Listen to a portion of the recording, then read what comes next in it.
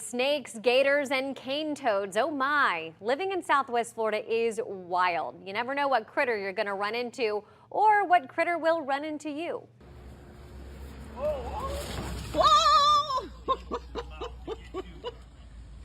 Springtime is here and these wild animals are acting like it. Even the Night Beat's Taylor Wirtz had this snake in her fridge. She joins us live in Fort Myers. Taylor, you spoke with experts. What animals should we be on the lookout for? Amanda, any sort of reptile or amphibian, or really anything, any creature that thrives in warm, rainy weather like we're about to see within the next few months. Southwest Florida wildlife, it's alive and well, and as we've seen recently, you never know when it might pop up.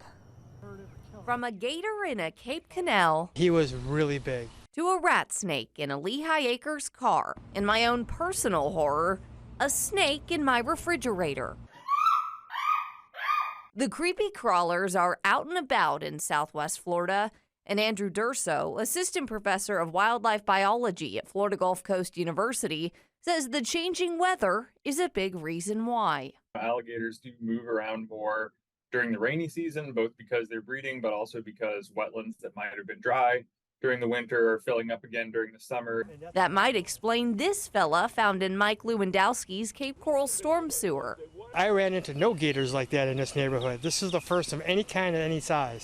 A Lehigh Acres driver had a different kind of car trouble this week when they found this rat snake wrapped around their engine. I, too, had a slithery skirmish when I found this scarlet king snake in my kitchen. Durso says this tracks with normal snake activity, which typically picks up at the end of March as overnight temperatures rise.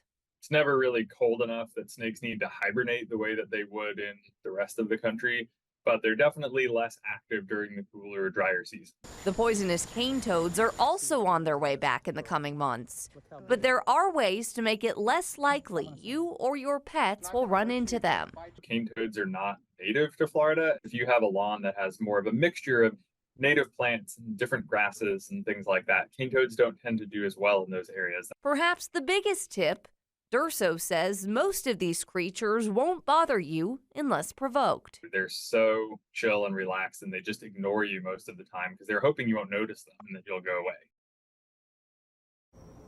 Durso says there are a few things you can do to minimize your chances of encountering these creatures, like keeping your home sealed up and your grass cut short, and also keeping any piles of anything and sources of water away from the entrance to your home. And overall, just making sure not to let anything in or out. But remember the phrase, if you do see a snake, red touches yellow, kill a fellow, red touches Jack, red touches black, friend of Jack.